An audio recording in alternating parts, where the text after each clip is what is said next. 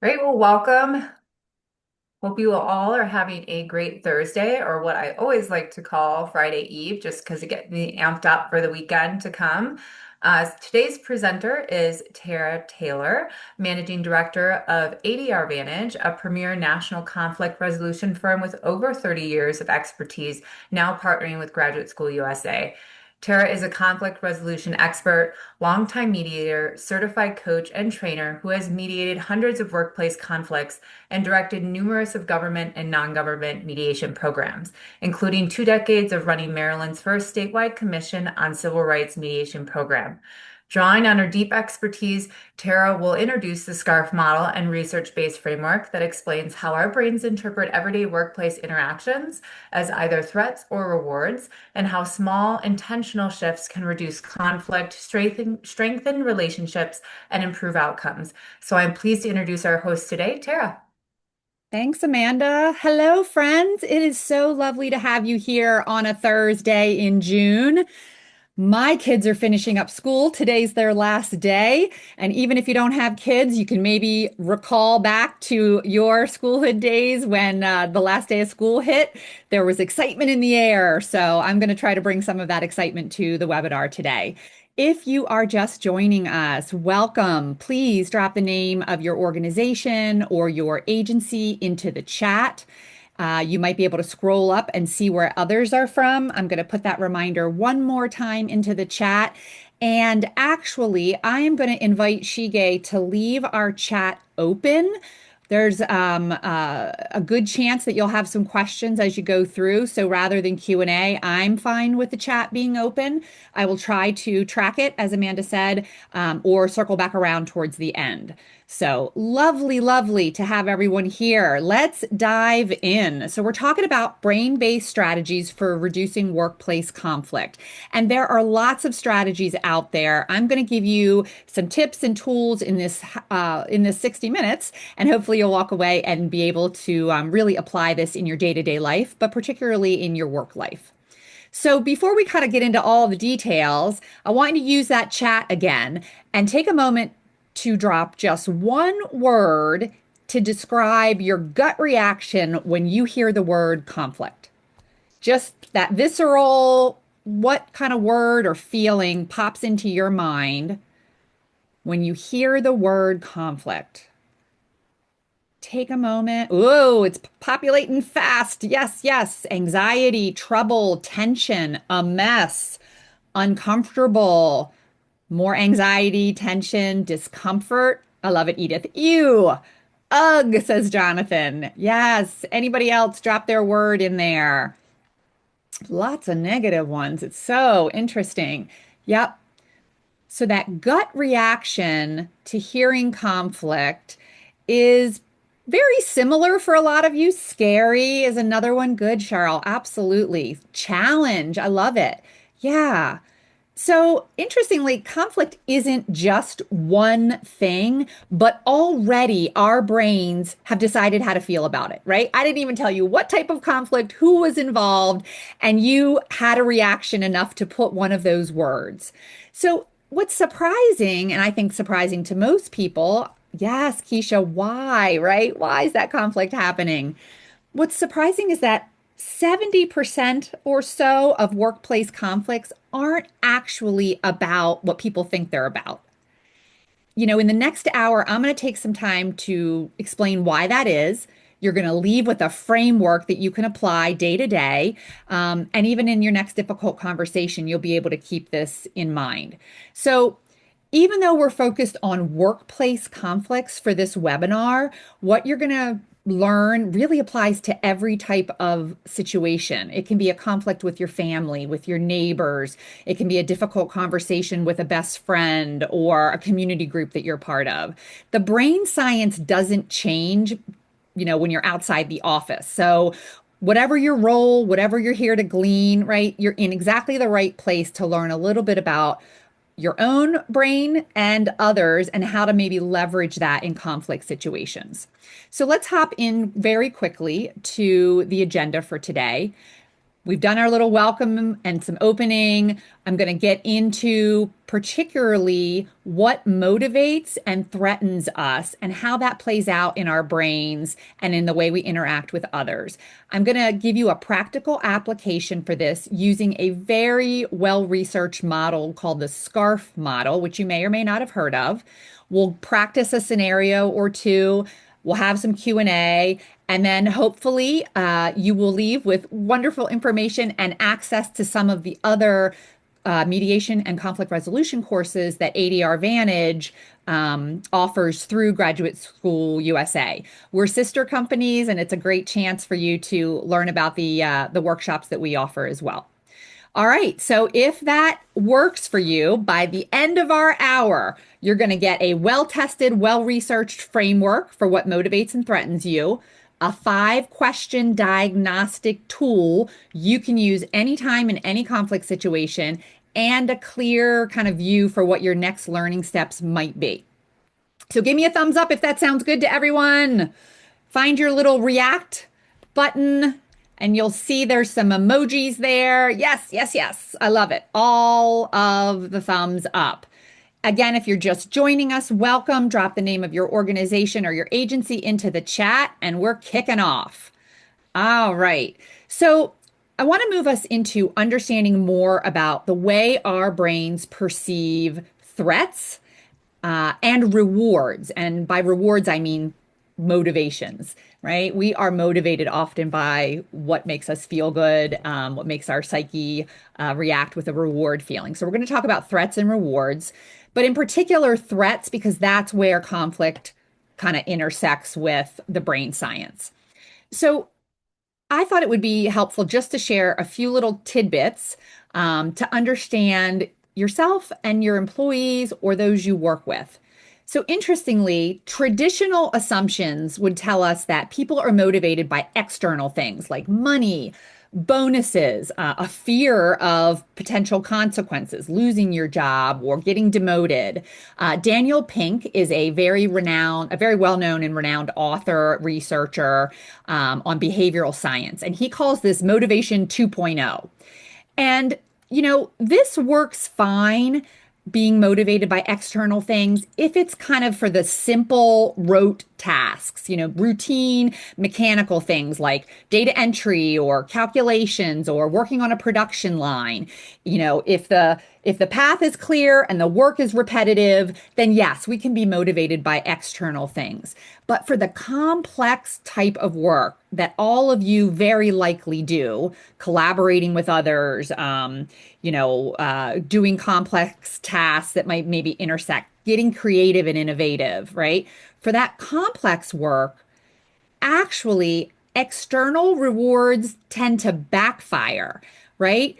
Once a task requires judgment, problem solving, or working with other people, then we aren't motivated by those external rewards. In fact, it can almost reduce our performance.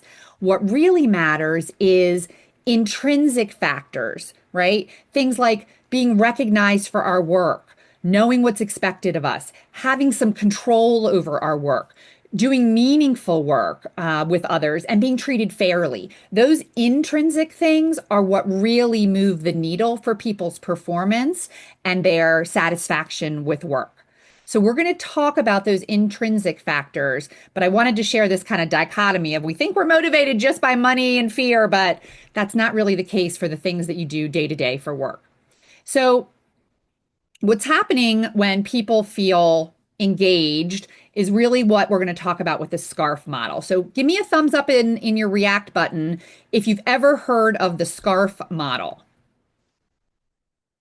Give me a quick thumbs up.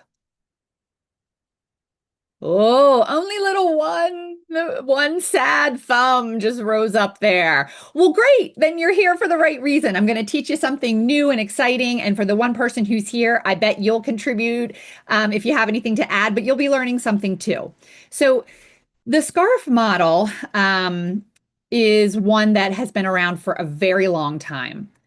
David Rock is a pioneer in the neuro leadership field. In fact, he founded the Neuro Leadership Institute, which does a lot of training across the globe.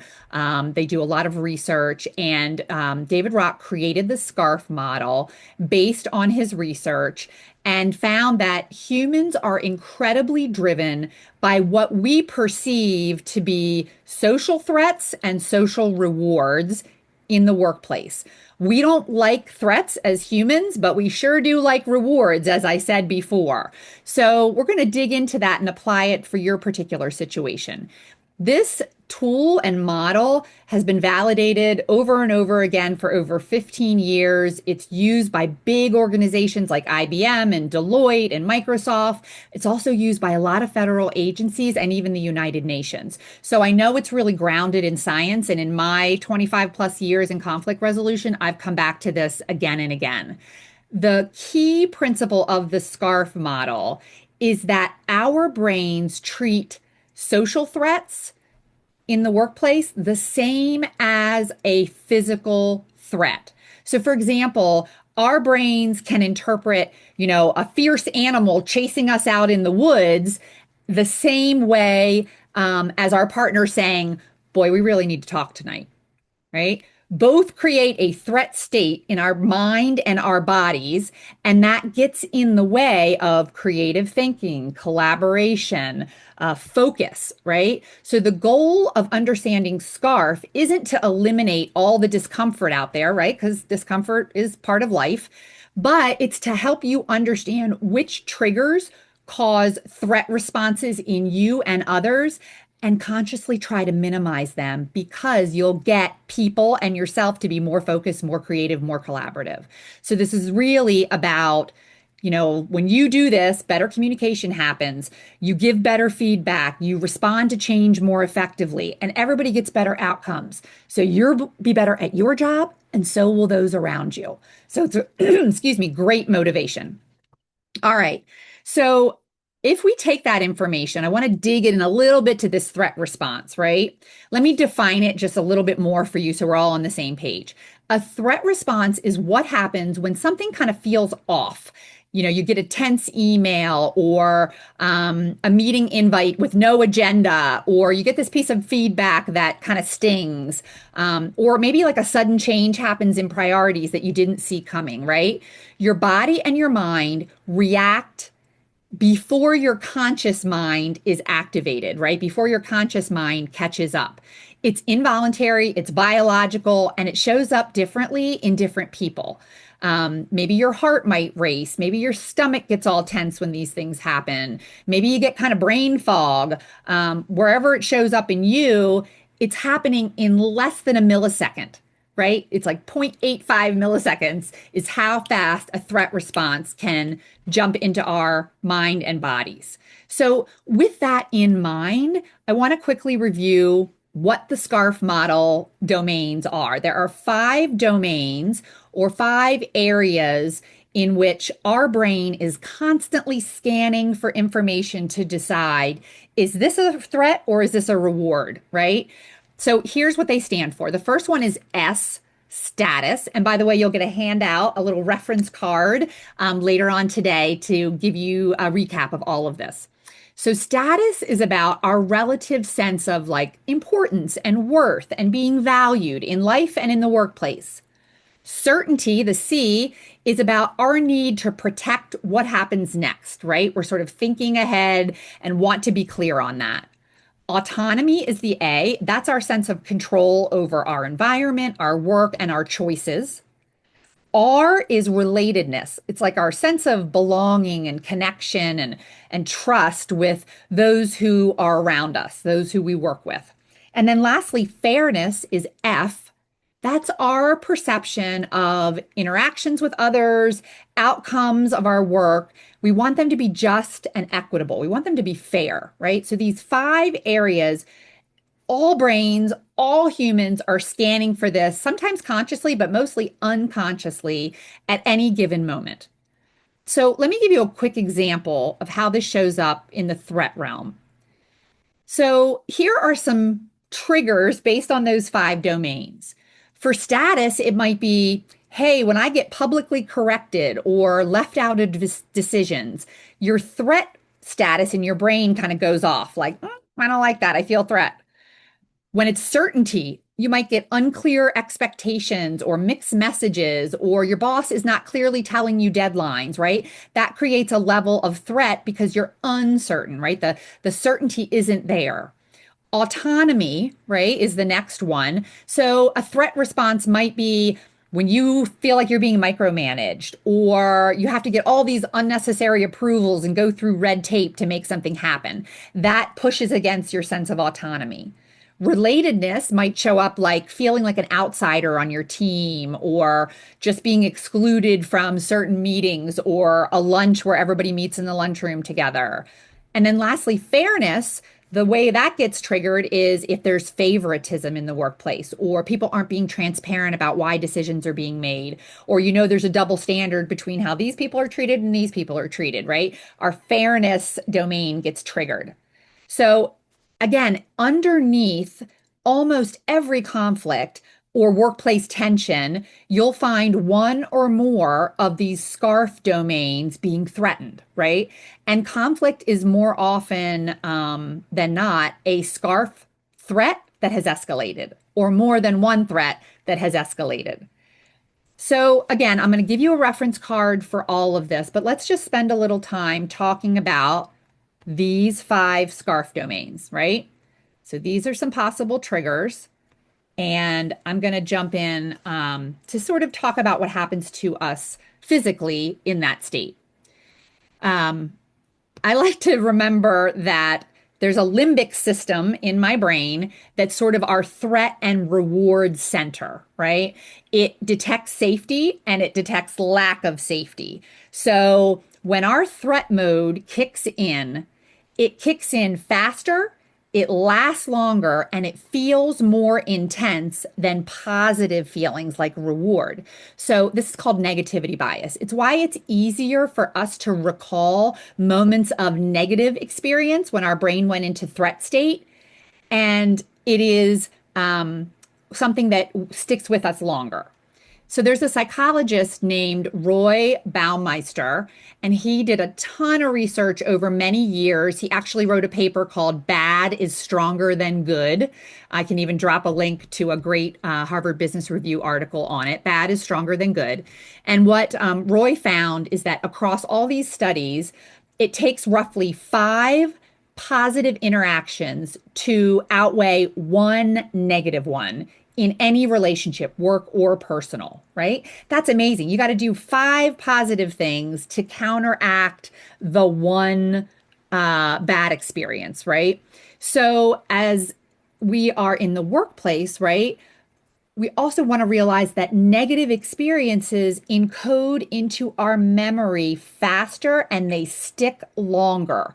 So, our ancestors who remembered that a rustle over in the bushes, might be a predator, those people survive longer than the ones who remembered a pretty sunset or a happy meal, right? Because our threat state is stickier, lasts longer, is more intense. So, in the workplace, that might mean that a single, sharply worded email can outweigh a whole week worth of good intentions with somebody in their mental ledger.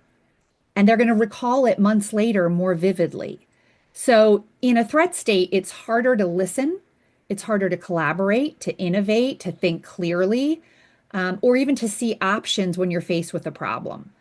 So, we're going to do some activities and I'll give you some tools to leverage this and figure out, okay, so how do we minimize the chance of a threat state happening in ourselves and others? Everybody with me so far? Let me see those thumbs up. Tell me you're paying attention.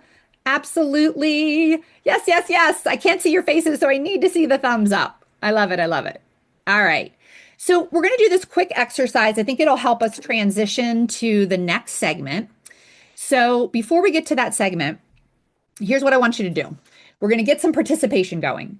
So right now, I want you to think of a song. Like, what's your jam when you want to get in a good mood? Like, the one you might sing in the car, in the shower, or you put on the radio. Oh, I just aged myself. You put on Sirius XM or Pandora, right? To just put you in a good mood. So I'm going to give you maybe 30 to 60 seconds to think of that song. And then we're going to use this really cool feature called the Zoom Random Selector. And what it's going to do, it's almost like spinning the wheel, and it's going to pick a few of you by random, bring you off of mute. You can come off camera too, and you get to just sing the chorus of that song. Just enough for us to get an idea of it. A few bars, nothing crazy. It's just a good way to start to illustrate my next segment. All right, so I'm going to be quiet. Everybody pick a song because you don't know if you're going to get selected and go.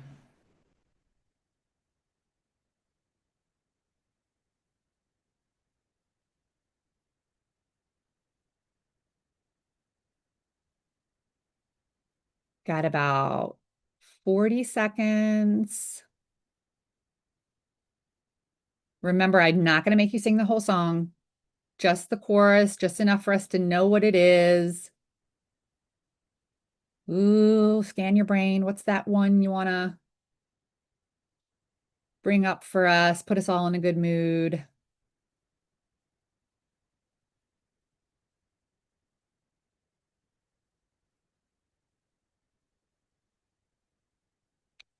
Okay. Guess what? Take a breath. Nobody's going to have to sing. Nobody's going to have to sing. That was not a real exercise. You're off the hook. I know that was a little unfair of me, but before you decide you don't like me and you're logging off this, hold on for a second. I want you to notice something. All right? Yes, all those laughing little emojis. I want you to think on something. How did you start to feel when you thought I might really do this? Some of you probably were like, I'm not sure, da da da. How'd you start to feel? Oh, God, I'm just grateful. Stressed, nervous, tension, almost left under the threat of having to sing. Yeah, absolutely. Oh, somebody was sweating it out, petrified. Yes, excited to share, but anxious. Yay. Oh my gosh, had to look up some lyrics. I love it. I love it, right? Yeah. So guess what was happening?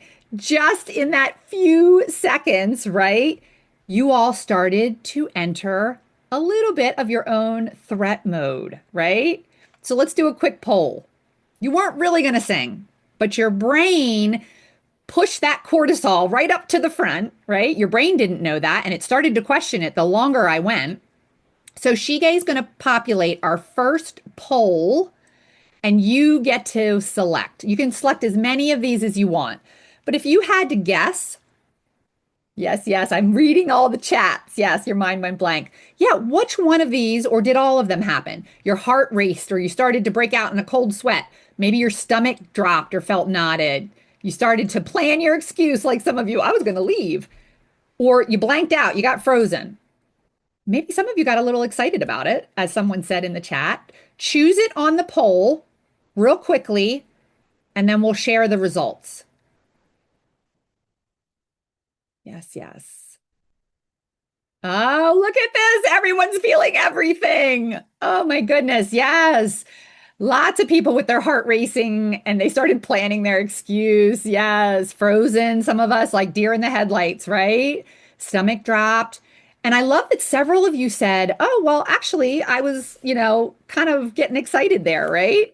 Absolutely. So it is an interesting piece, right? That uh, the situation created a threat state for many of you. For some of you, it was a reward state. Same situation, different response from people. And that's exactly why understanding the SCARF model and the profiles for the people you work with and yourself really matter because it's different reactions for different people, but we all have those 5 domains of possible threat responses, right? So let me just quickly name what I think probably happened to some of you in the domains we talked about. So, status, right? Status is the S. This was really like, oh, I'm going to be judged by my peers. Is somebody going to see me? Are they going to hear me? Right? That's the threat about status. Certainty was also at play. Am I going to be picked? How am I going to know if I'm going to be picked? Am I going to have to come off camera, right? I'm uncertain about what's about to happen next. Autonomy. I don't have any control over what this crazy lady is doing, right? Can I block myself? Can I hop off so I don't get picked, right? Your sense of autonomy was getting challenged. And possibly even fairness, right? This is unfair for her to put us in this position. It's going to be unfair if I get selected and not somebody else. So, four of the five scarf domains were going crazy, right? With this just simple request for you to think about a song that you have to sing the chorus of. So your colleagues, your bosses, your employees experience versions of this every day, right? They get put on the spot in a meeting. They don't know if they're in trouble because of some project they were working on that didn't make a deadline. Maybe there was a decision made without their input, right? Their boss didn't like their idea. These are all triggers, right? That maybe are smaller, but the biology is identical, right? All of this potentially creates a threat state in our minds and can lead to conflict. So let's move a little bit on. I love the participation in the chat. Thank you so much. So let's talk about this biology piece, right? There's been a ton of research on this. The Gallup Q12 is actually a scientifically validated survey tool. It was developed by Gallup, right? They do a lot of research and consulting, and they were running the Gallup Q12 as an employee assessment tool, right? It consisted of 12 specific questions that captured employee perceptions. This is based on 25 million employees who were surveyed across 195 countries, right? That is huge. And all of these people independently identified the same five domains that the SCARF model touches on, right? So this matters a lot because when a survey of 25 million people across nearly every country on earth land on the same five things, right, that David Rock identified for SCARF, that tells us something powerful. These aren't just preferences or personality types or generational quirks and differences. They're hardwired needs that our brain has. And SCARF really helps us understand it because it's how everyone's brain is built. So let me give you two quick examples of this. What we know is that when we as individuals know what's expected of us, there are substantial gains in our productivity at work. When I know what's expected of me, when my certainty domain is met, then I will be 5 to 10% more productive just by having certainty around the expectations of my work. That's huge, right? If you could take everybody on your team and increase their productivity by 10%, that's kind of magical. Another example is around relatedness. So we have learned study after study, and in this huge 25 million people response survey, that compensation and bonuses show no real significant link to how engaged people are in the workplace. But if they feel that their opinions count and that people are listening to them, autonomy and relatedness, that's what really works to keep them engaged. Big stuff here, right? So if you know this, what do you do differently? You don't even have to intend to threaten somebody, right? Or to have malicious intent for a threat response to occur, right? A quick email, a skipped invitation, an off the cuff comment on a virtual call. That's enough to send somebody into threat reward and reduce their ability to communicate and collaborate and even listen to you.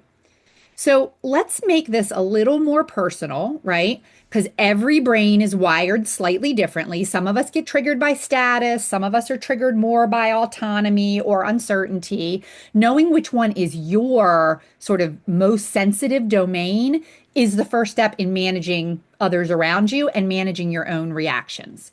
So we're going to do another quick poll. You'll see it here on the slide, and then Shige is going to put the poll also up for you to respond to.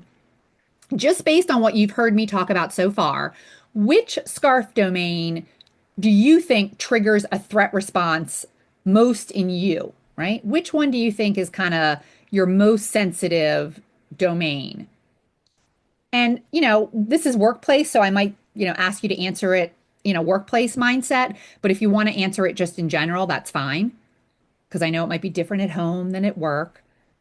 But which scarf domain triggers the strongest or the most threat response in you? Take a good guess and just pick one.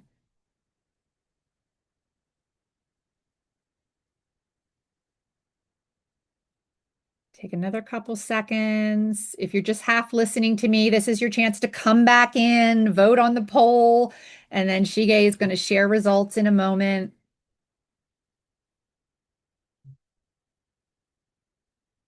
Yeah, so let's see our results. Ooh, okay. Pretty even split, right? Pretty even split. Status kind of narrowly came in first. That sense of importance and worth and being recognized and valued. And then, yeah, we've got like a little spread here. Fairness, relatedness, autonomy, and certainty. So again, these are each triggered in all of us differently, and it probably depends on the moment. It might even vary by your role in the workplace. So, like if you're a frontline employee, an individual contributor, that might differ from somebody who's managing people, right? Or managing projects. And you might score it differently because of your role. Or what time of day it is, you might score it differently, right? Or how much you've experienced one of these might also kind of make it more of a trigger for you. But again, that's why it's interesting, right? Everybody said we got 5 different domains checked off here by folks. So even just in our small room, people react differently to different things. So everybody's got triggers. That's absolutely okay. And let's talk a little bit about how it shows up in conflict. So, particularly at work, when you identify which domain is threatened most for you or for others, you can address like the real issue, not just the surface behavior of the conflict. So, I'm going to give you a quick scenario to see SCARF in action. All right, we're going to do another poll, and here's the scenario or situation. Two colleagues disagree in a meeting, and it turns personal. Which scarf domain do you think is most at play in this particular situation? You don't know what the disagreement's about, but two colleagues disagree. They're in a team meeting with other people and it turns personal. Which one do you think is getting triggered most for both of them? I know it's a hard guess. Remember, status is your worth and value. Certainty is what you can predict what's happening. Autonomy is your sense of control. Relatedness is belonging and connection to others. Fairness is your perception of equality, equity. Check it off. I think this will be our last poll, but I'm getting you all energized. And let's see those results. Ooh, yeah, interesting. So we had a mix across the board, right? Which is interesting. I'm sure some of you were like, well, it could be a little bit of this. It could be a little bit of this. Yeah, and Cheryl asked a good question. I'm curious. I had stress reading this, not as one of the people in the disagreement. Anyone else? Yeah, feel free to respond, folks. Absolutely, right? I think some of us are going, oh, it's in front of everybody in the team meeting, right? So interestingly, yeah, it does depend on what we know, but at a glance, we can kind of make some assumptions about what might be triggered for folks. And I love that there was a kind of a tie between status and relatedness. So I'll tell you what, status is likely the strongest one because public disagreement threatens both parties' sense of worth, right? Your threat system activates, your rational thinking decreases. Most of us get defensive, or at least we get a little more defensive than we would have been. And it's compounded if you're in a either virtual setting or an in-person session, right? Because you're limited, right? You can't walk out of the room unless people know you walk out of the room. You'd have to actually put your camera off to not. So there's some things there that are at play. So status certainly is the strongest. Relatedness, for those of you who talked about it, absolutely might be there, depending on the parties and their relationship for sure. And it's not that certainty, autonomy, and fairness aren't at play, but status is often the strongest in a public disagreement setting. So what really helps in this situation, let's close out this poll, is um, understanding what you can do differently. So, if public disagreement threatens both parties' sense of worth and all those threat systems are firing, what you can do in simple terms are a few things. You can acknowledge both perspectives. You can even move to one on one conversations rather than in a public setting. You can try to separate the idea of what's being discussed from the people, right? So make it about the issue, not the people.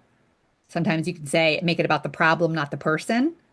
So, what that might sound like in practice, I'm going to read you a possible response.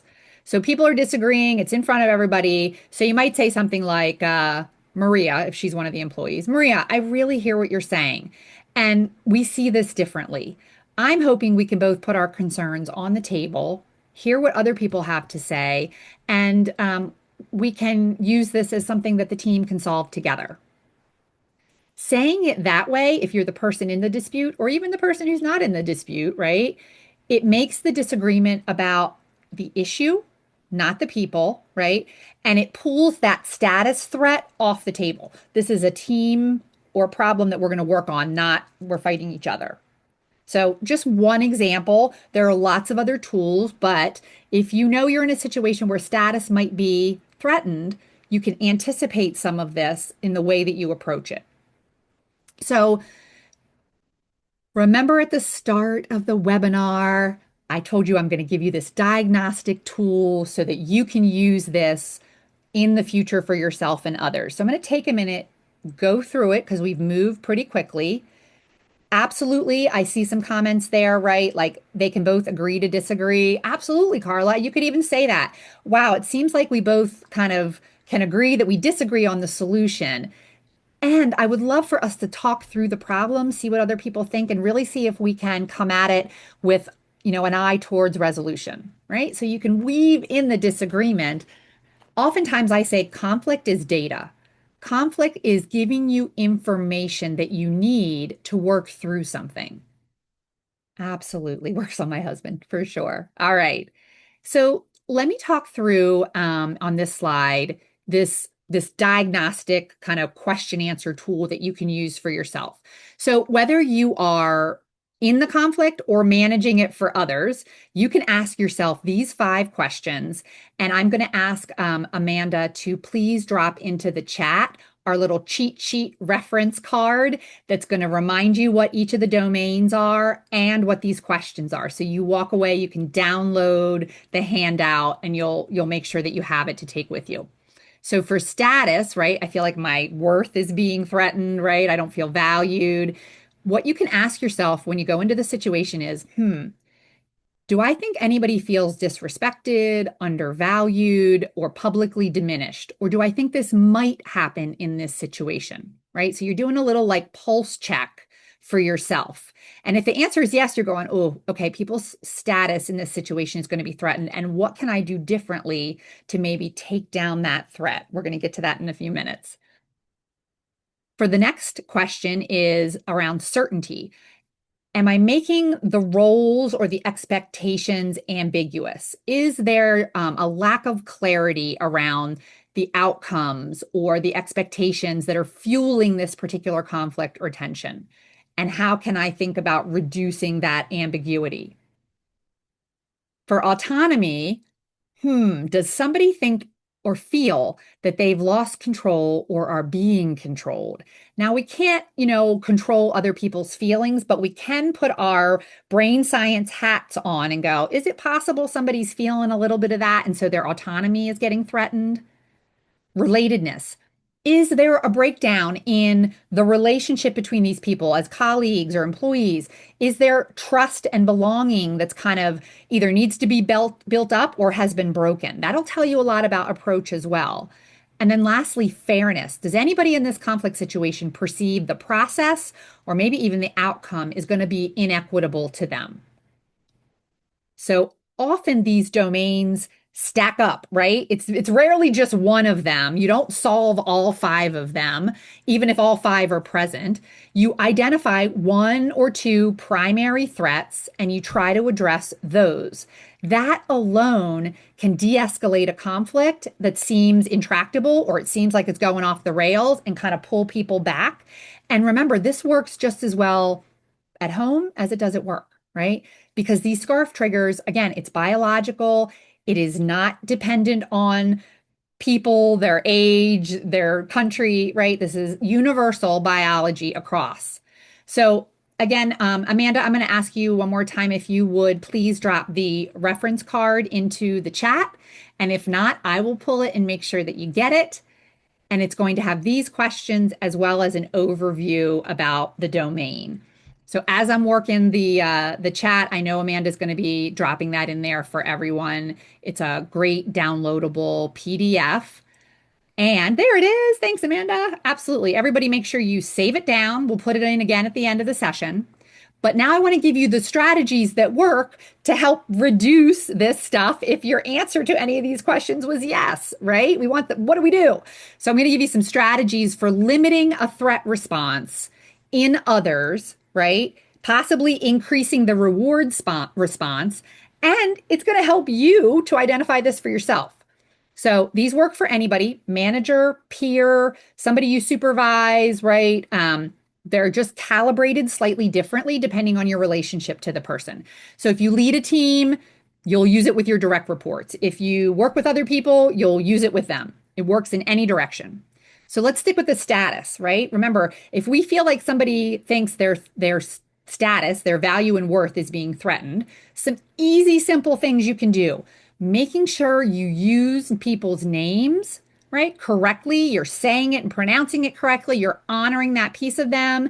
And you learn what their role is, what their responsibilities, and a little bit about their story, right? What's their background? It doesn't mean you have to know their whole family history. It means like, what's their history with the job? What kind of boss did they have before? Even just asking them, who's in your family? Do you have kids? Like things like that can really help to reduce status threat. Give specific praise. I can't say this enough. We often defer to telling people when they got something wrong, right? And either relying on them to fix it or tell them the fix. Or if we give praise, it's just very general. Good job on this. Thanks for getting this in on time. I want you to be specific. Tell them something that they did well and give them an example. This really resonates for people and raises their reward status and lowers their threat status. Ask for information before making a decision. So you can even say something like, look, I'm not sure we're going to be able to do what everybody thinks, but I'd love to hear your insights so that we can feed that into the decision making, right? That's a wonderful way to raise status for folks. Certainty. This is about, hey, setting clear expectations. Share what you know and when you'll know more. Look, I don't know when the deadline's going to be, or I don't know what the new structure of our team is going to look like, but I expect to know by the end of next week, right? Don't let silence fill in for you. You can even say to people, look, I know we haven't gotten any answers on this. The reorg is happening, but I promise you, I'm going to regularly check in and I will let you all know when I don't know and when I do know things. That's going to help a ton to raise people's certainty status. Autonomy. You can quite simply try to avoid solving everyone's problems and ask questions instead. Good open-ended questions help people feel that they have more control. What do you think is happening? What would you do in this situation? Have you ever experienced this before? What happened, right? Asking those good questions can really help. And then, if you can, push decision making down to where the work really happens. So, especially if you're leading a team, where can you empower them in small and big ways to make decisions themselves? Relatedness. This is about creating connection in your workplace, among your team, within your coworker circle. Asking how are you and really meaning it and really listening is key. If you're already doing that, great. But if you're just passing in the hallway, hey, how are you? Hey, how are you? And you beg for them in your mind to say fine so you can move on, that probably means you're not really relating in the way that's meaningful for them, right? It works in any direction. And I'm sure lots of you have suggestions for relatedness, right? Um, you can do a million things a day that make people feel connection. Fairness, right? This one is a big one. And I say the best way to fight a fairness threat is to provide the rationale for why decisions are made and ask others to do the same thing. So if you supervise a team, you're going to tell them, look, a lot of us go, look, it wasn't my decision, but we have to carry it out. And that's true. But I think as leaders, especially or managers, it's on us to say, all right, well, this is what I think went into the rationale for making this decision. And we might not like it, but I do get that that was the rationale and this is the motivation, you know, and then share the news, right?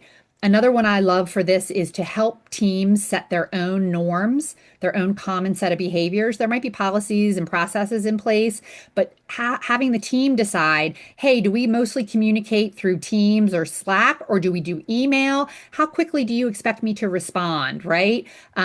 Hey, if there's a problem, what's the expectation around this? How do we communicate when we disagree? Those are norms. And those can be really help at keeping the glue together for a team. All right. So those are all really good tips. I know you have other strategies, and in our other conflict resolution courses, we really dig into this and give you lots more tools. But just know that if these five domains are protected and rewarded when you see them in others, right? By anyone at any level, you've probably done a good job at creating a self-motivating, low conflict environment around you. And that's really the best we can do in these situations.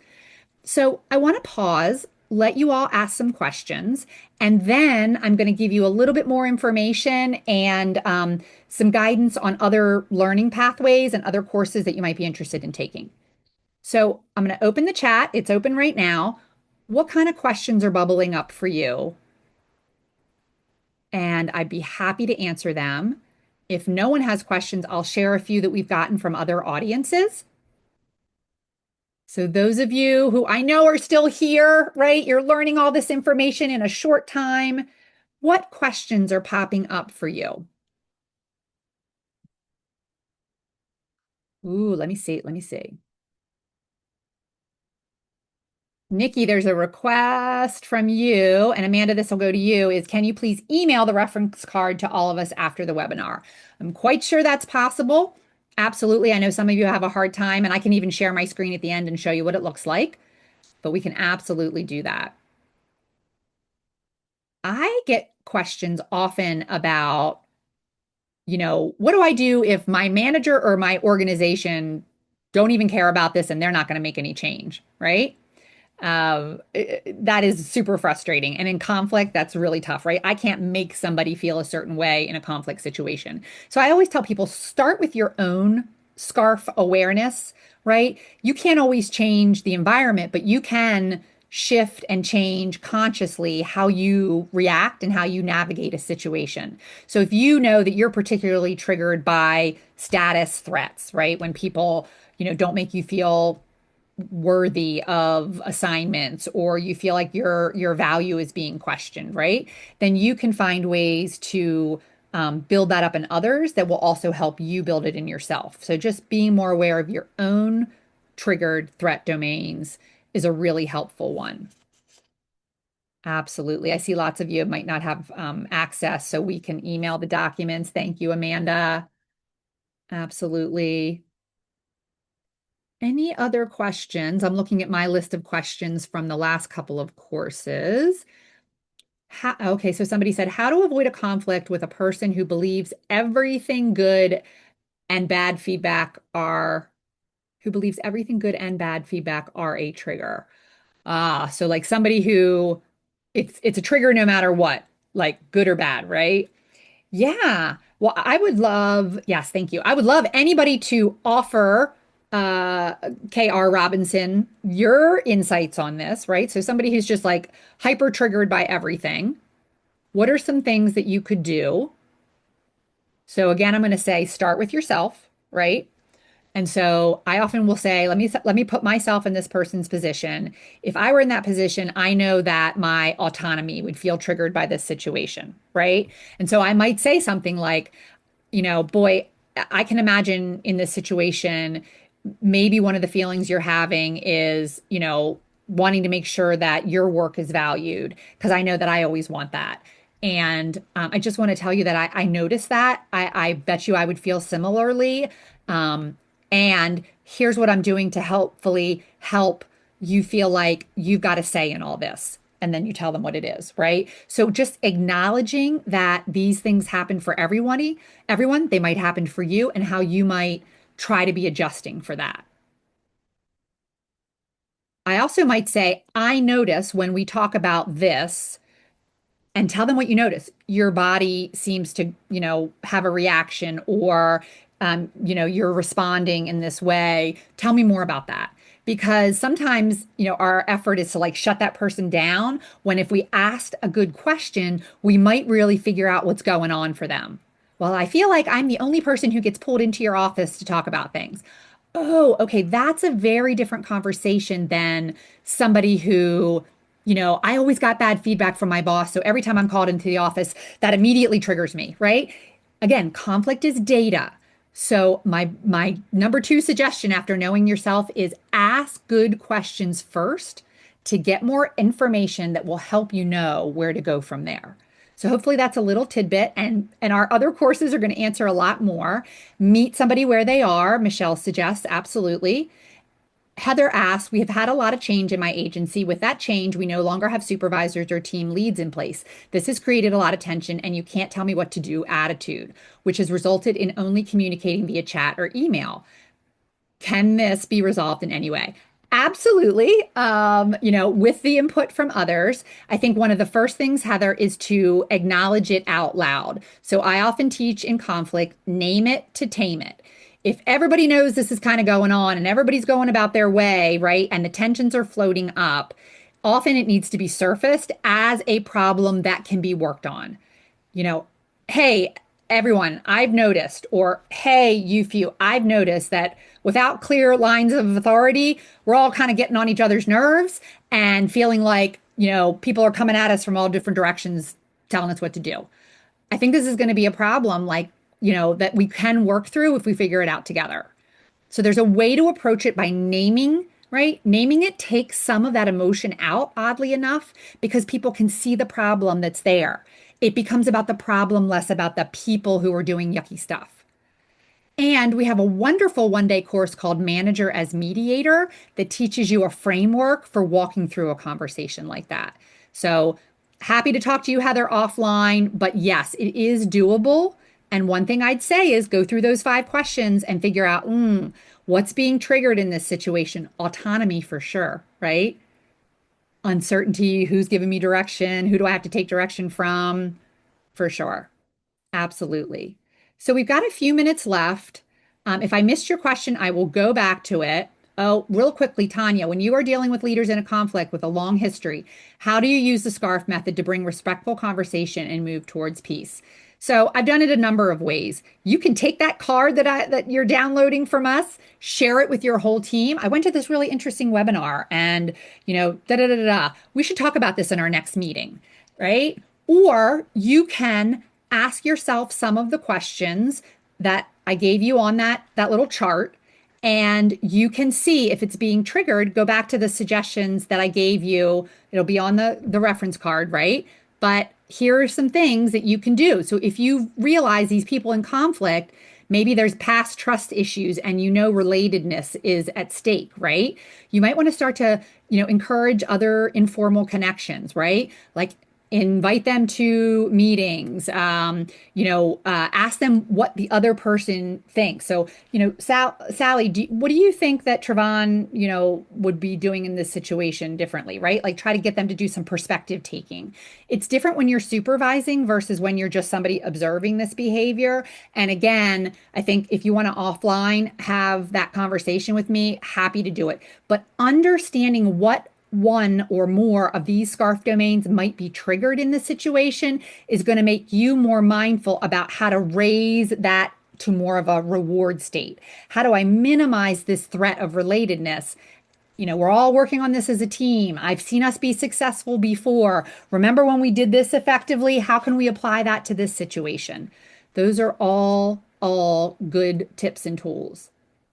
So let me jump really quickly because I promised this. I want to share with you ADR Vantage is the company that I work for. Again, we've been doing conflict resolution work for 32 years, and I have been mediating and facilitating for a very long time. And a lot of the courses we offer actually give you sort of a little double click, a little deeper dive into how to do some of these things and have real time to practice it. So we offer a 1 day manager as mediator course that I mentioned. It's coming up on July 23rd. This is terrific for supervisors and leaders, anybody who facilitates a team. We have a course using AI to prepare for difficult conversations. There's a lot of downsides to AI, but there's a lot of upsides for using AI as an effective thought partner. We take all of the best practices around conflict resolution and weave this in so that you can utilize whatever AI tool you use to get the best results. I love this course. There's also a free webinar coming up on July 1st for that particular one, give you a little taste test of the course. We also offer a 2 day, what's called the Art of Productive Disagreement. We give you tools and a model for getting better outcomes from your team members and from your projects across all audiences. Anybody can use that.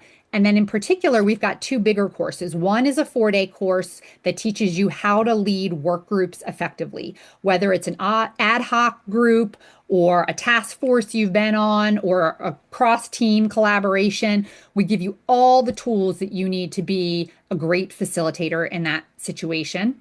And then we also have a 7 day professional mediation certificate course. It's amazing. You walk out with a certification, with CEUs, with SHRM professional development units.